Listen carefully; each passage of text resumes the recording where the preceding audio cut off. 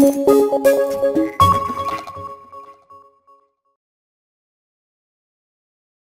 name is Andrew Perez. I'm Online Content Manager here at Abacus Next. I want to thank you all for signing up for our webinar, Managing Matters in Abacus Accounting.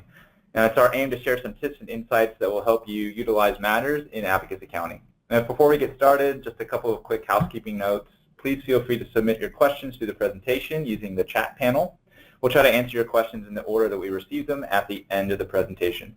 We'll run for about 15 or 20 minutes, and then we'll tack on another 10 minutes of Q&A at the end, just depending on how many queries we receive. So without further ado, I'd like to introduce our speaker today, Perry Lafferty. Perry is an accounting specialist here at Abacus Next and knows the ins and outs of Abacus Accounting. So without further ado, I'll hand it over to you, Perry. Well, thank you, Andrew.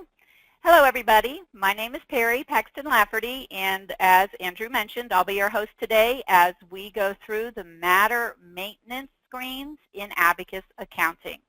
Now, since everybody can see my Abacus Accounting screen, you all probably also know that, yes, we come into Abacus Accounting from our desktop, but this is the place where all the matter information is kept for billing, as well as the billing processes and anything to do with our trust accounts.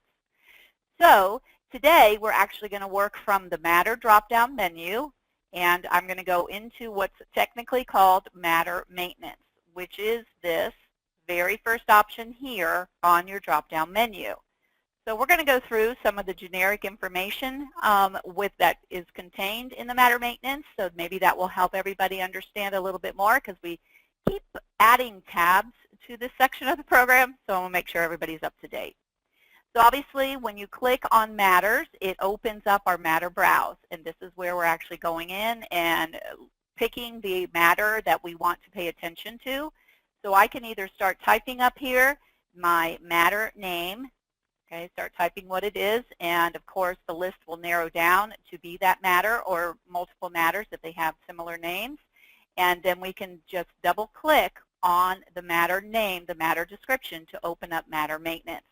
Now, of course, I think in Abacus there's probably two ways to do everything. So I'm always a double clicker, but of course you could just highlight it and then come down here and click with your open button. But I'm going back to the way I handle things, so I'm to double click and open it up. Now, as you can see, this is called Matter Maintenance, and we have multiple tabs across the bottom. So let's go through and see what we can do here. Basically, the General tab. Most of this information comes over from Abacus Law, and I'm sure you all are familiar with Abacus Law because that's where all of our clients are added and all of our matters are set up. And I'm just going to flash in there for a second. I don't want to confuse anybody, but just so everybody understands where I'm coming from. The matter information has been input here for that matter we're looking at, so let me just show you what actually happens here. Okay. When you are in law and you filled out either your intake form or your name and matter information, you have a linked names tab. Here is where if you have a bill to set up, that pushes this information over into the billing and accounting program. So this actually has to happen first. You will not see that matter in the list if they do not have a bill to. So I'm always telling everybody, if you don't see something in the Matter Browse in accounting, come back into law, open up the matter, and look on this Link Names tab. Because this is the button, the Bill To button down here, that makes everything go on over into the billing side.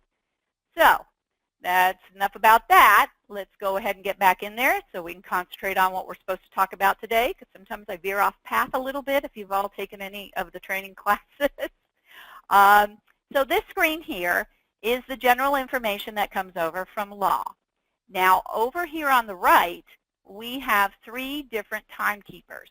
And sometimes people get a little confused here, thinking that these are the people that work on the case.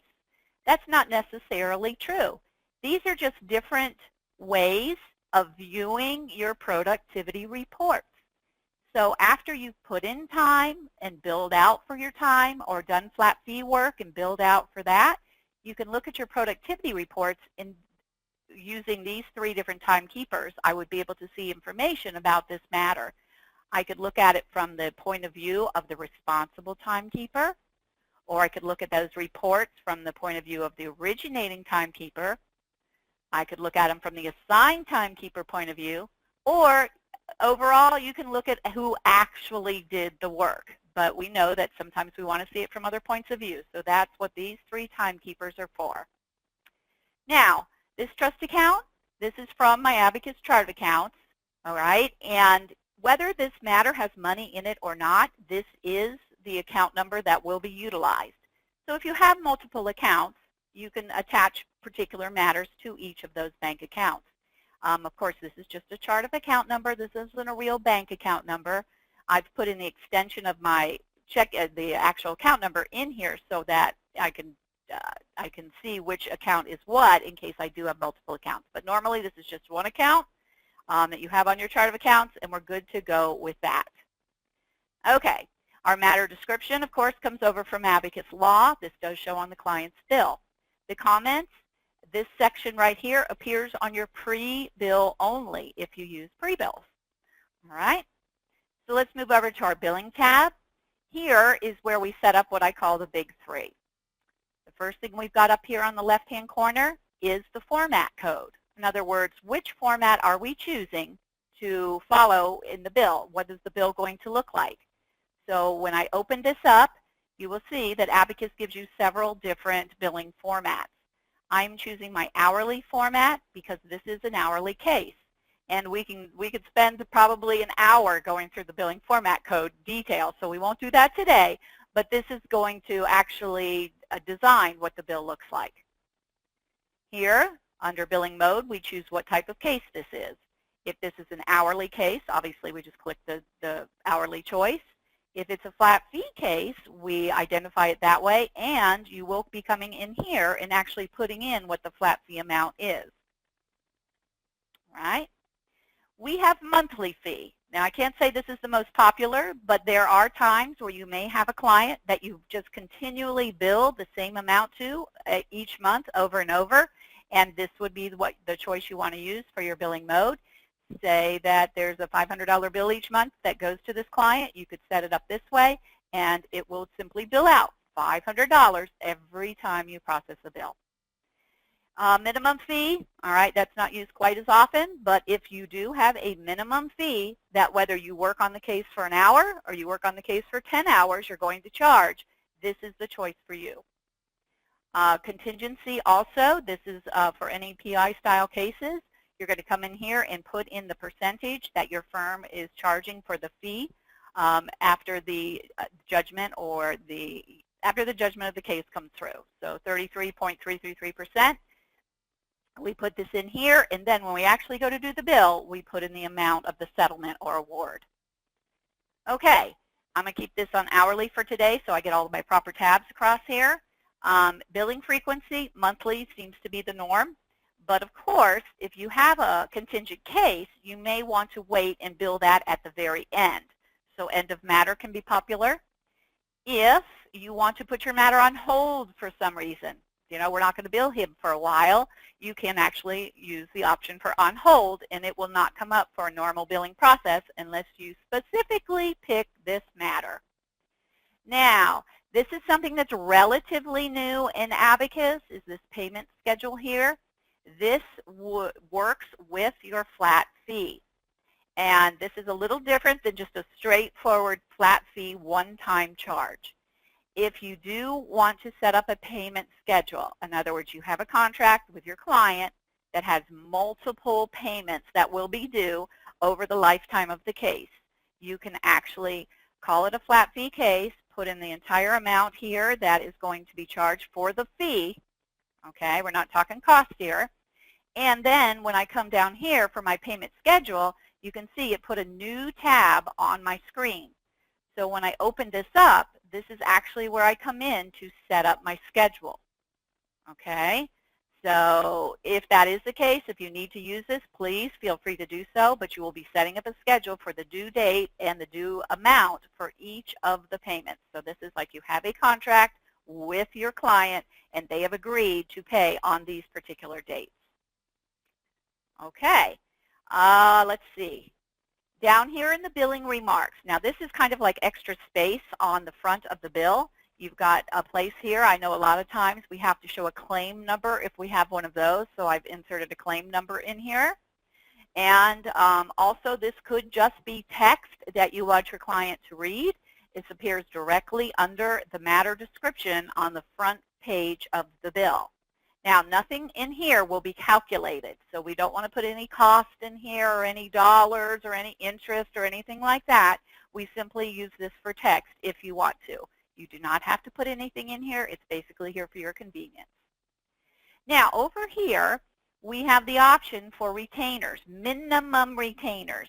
And first of all, we got to make sure we're abiding by the trust bar rules for your state. And you guys know that better than I do, so I'm relying on you to know your own bar rules. But if they allow you to ask for a minimum operating retainer, that means the client has to keep a certain amount of money in your operating account, all right, at all times. If you put a dollar amount in here, Abacus, when it processes the bill, will go and add any amount onto the bill that needs to be paid by the client to get this minimum operating balance reached.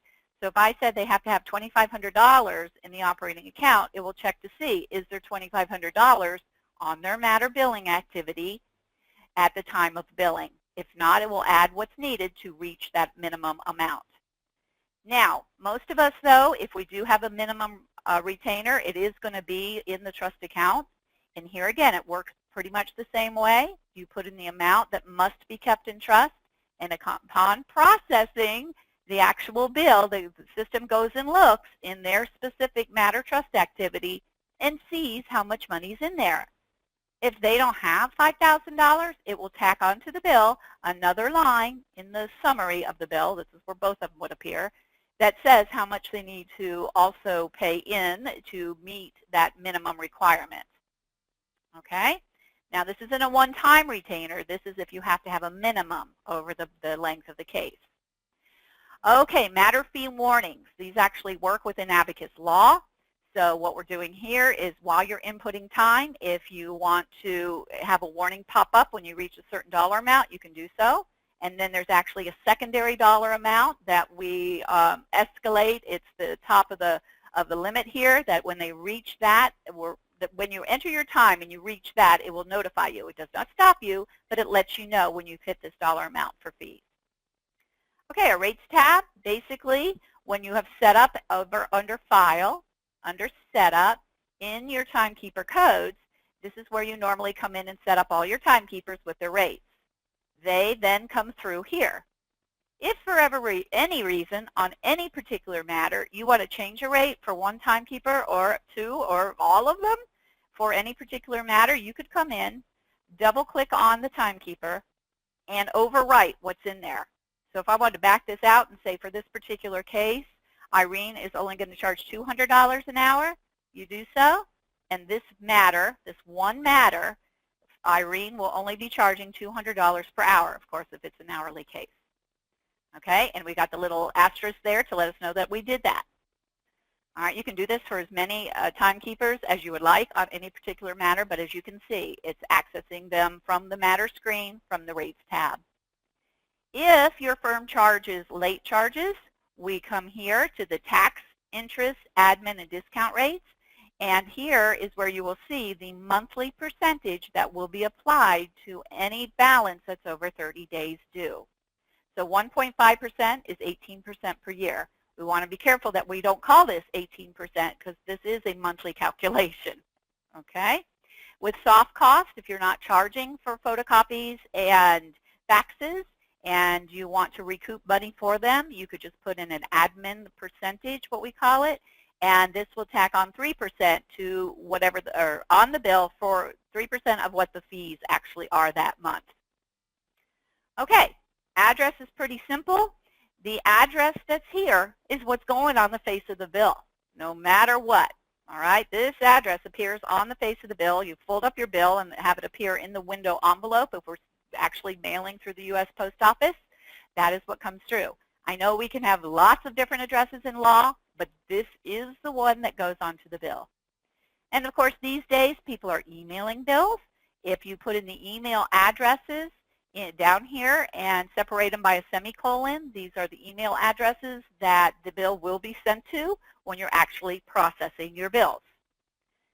Okay, fee sharing. Now, this isn't used a lot, but sometimes it comes in very handy. This actually overwrites how the fees are distributed to the timekeepers when you enter a client payment.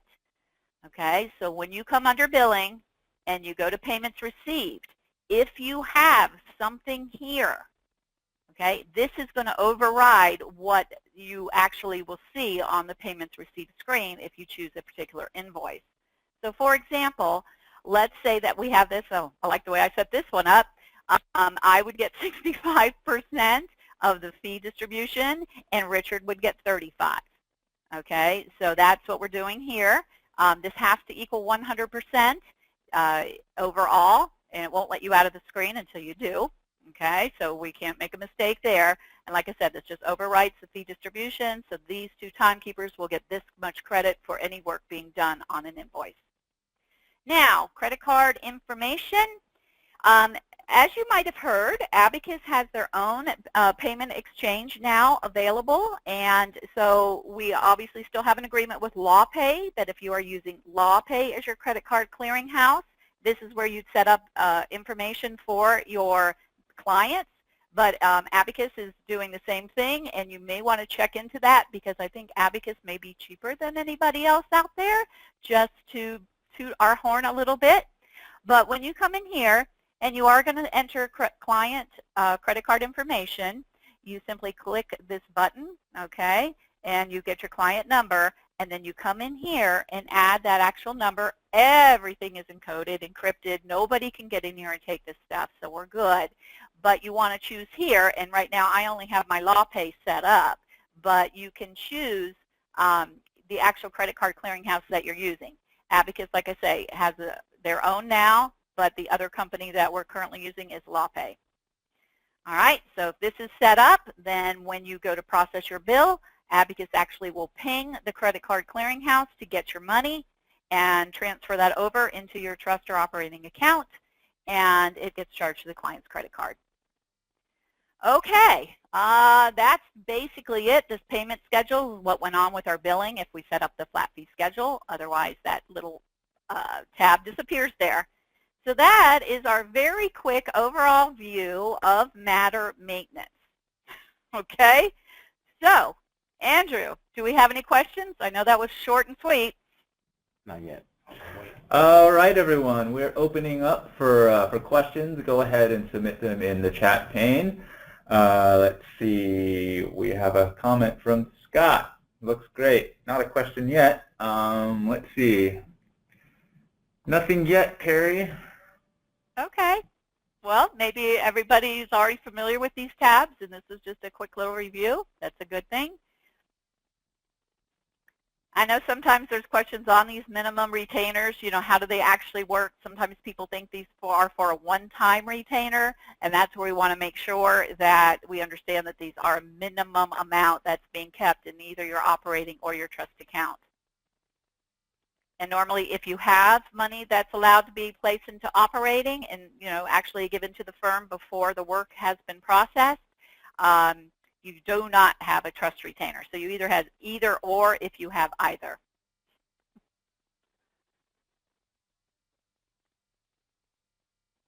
Okay, just real quick while we're thinking about it, we have these other billing format codes in here.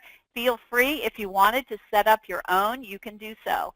Abacus has these already incorporated into the system, but you know, if you have one of the partners of the firm that likes their bills looking one way, you could set up a billing format for that person, and then of course for the secondary person, or however many you need, and then of course this is what is assigned right here on our matter maintenance screen. Okay, so there are a few in here that are very specific.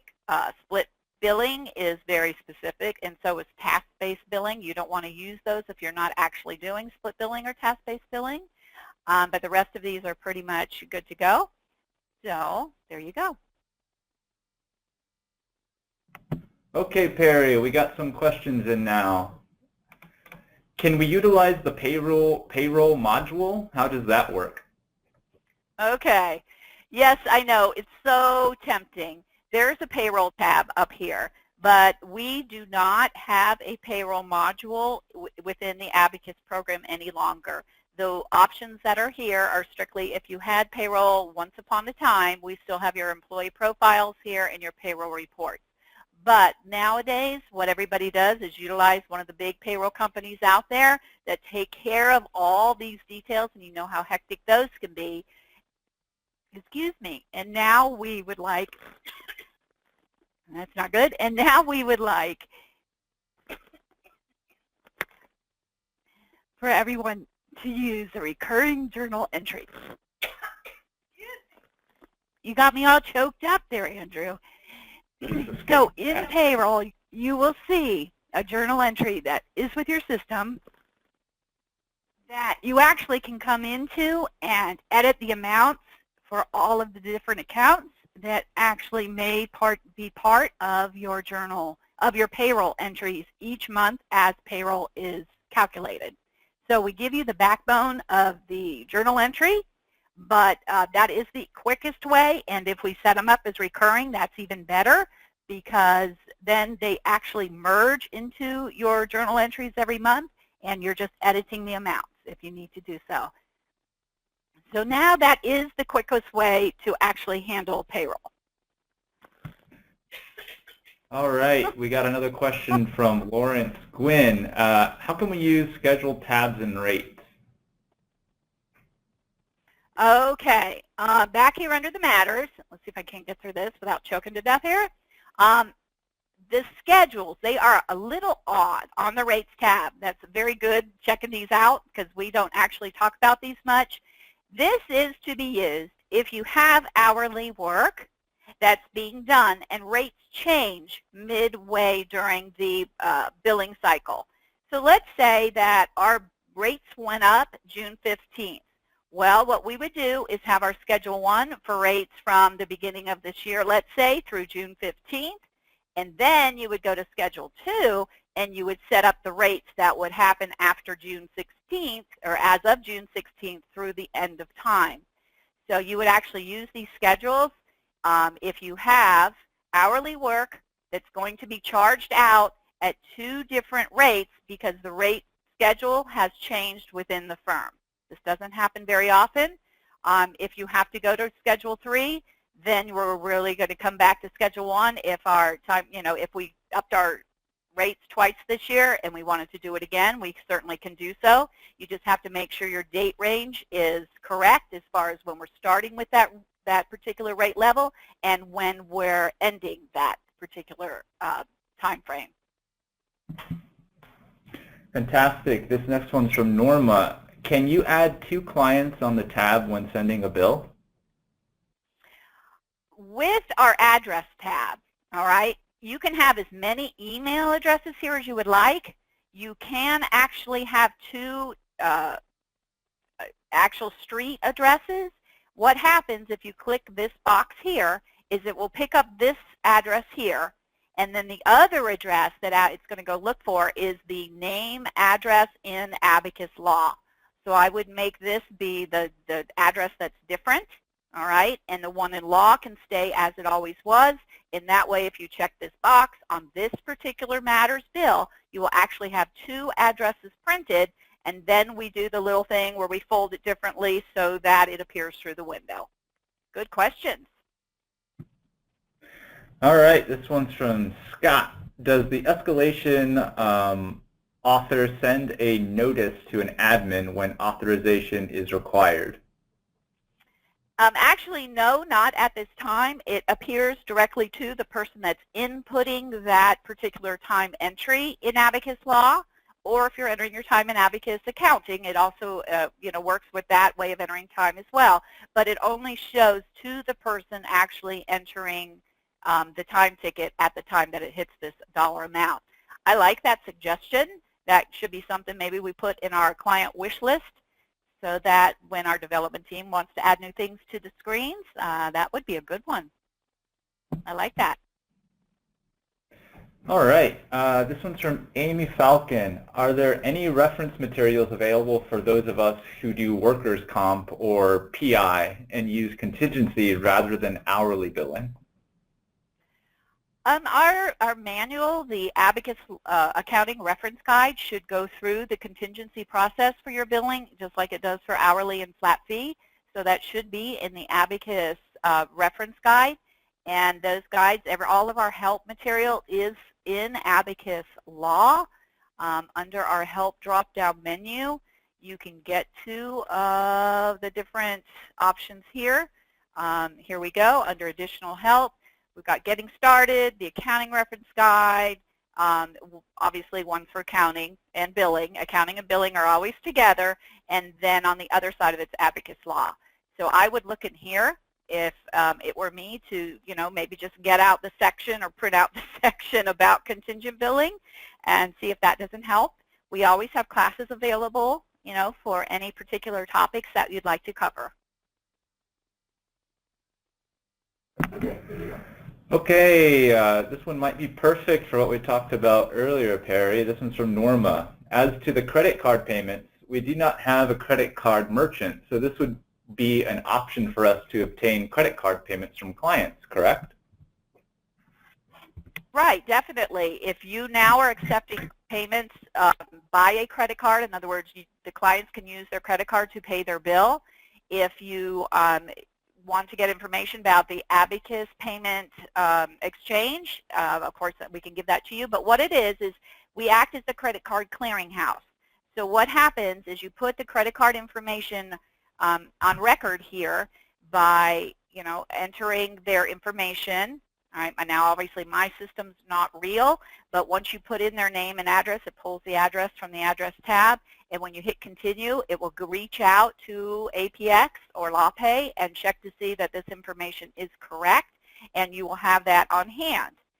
Now, when you go into Abacus and you actually process a bill, when you post that bill, that's what tells the credit card clearinghouse, hey, it's time to go get our money.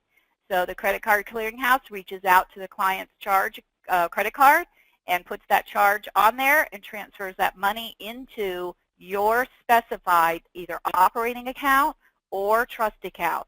And you specify all that information when you actually set up the info for your LawPay or Abacus being your clearinghouse under company preferences. It's going to pop up here, and you will use the credit card tab. So there's two bits. You set up your information as the credit card, holder. You're processing it for them, and then on their matter screens, you set up their information. And I know anybody at Abacus can help you with this. Okay, so you can see here's our company preferences. This is where we tuck away a lot of good information back here that we don't normally see every day. And then our credit card setup is where this information will be filled out. Abacus will give you the information, or LawPay gives you the information. You fill it out here, and that's what starts you being able to use client credit cards for payment of their bills. All right, this one's from Bruce. How do you add the bill to under linked names in Abacus Law that automatically transfers the information into Abacus Accounting? Okay, in law, all right, now there's a lot that goes along with this, but I'll try to keep it short and sweet. If you're using an intake form, basically your intake form can have the bill to link automatically residing in the background. So after you fill out the name of your client and you fill out the matter information, it automatically puts the bill to in place, as well as all the other link types you may need for a matter. So I don't want to step over this and say you have to do it the other way I'm going to show you, because intake forms really is the way to go.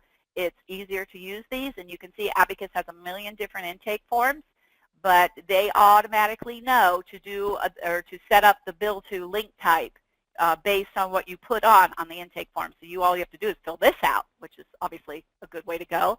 Otherwise, if you're already established and the matter's already in place and you want to push them over into the billing and accounting program, on the matter itself, so we open up the matter, okay, on the Link Names tab, you come down to the bottom, and it won't let me put in 2 because it wants to know the name of the person or company that's getting the bill. So when you click the Bill To button, you're just going to get a names list, and you simply identify which name the bill should go to, and that's how this is generated. So I can click on it. It's going to yell at me because I already have this sitting in accounting. So you know, the system's keeping you safe here. You can't mess up by trying to do it twice. So I know we have an Abacus billing class that covers this as well. So if you need more information about this, you know, how to enter time and move all this information over, we'd be happy to set up classes as well. All right, just 2 more questions now. This next one is from Lawrence Gwynn. How do we sign up for Abacus Merchant Services on credit cards? Okay, Andrew, perhaps you can help me with this. Where should they send their information so that we can set them up and get them approved? You should be able to find the Abacus payment exchange on abacusnext.com/APX. There you go. Yeah. And what we'll probably go ahead and do, since we had some questions about the payment exchange and some questions about credit cards and receiving payments, is we'll be sending out a thank you email shortly after with the transcript and video, and we'll probably put a direct link to the APX page there, so you folks can go ahead and check it out and sign up for it. Excellent. So last question for today, is there an integrated module for trust and operating accounts so that cost entries appear in the matter billing? Definitely. First of all, let's start with trust because that's the simplest. This is trust.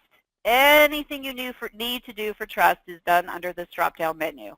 This totally integrates with Abacus billing so that you can show information from the trust account on the matters bill. Also, during the billing process, you can actually transfer trust monies over from the trust account to the operating account to pay their bill. So it's definitely an integrated part of the program.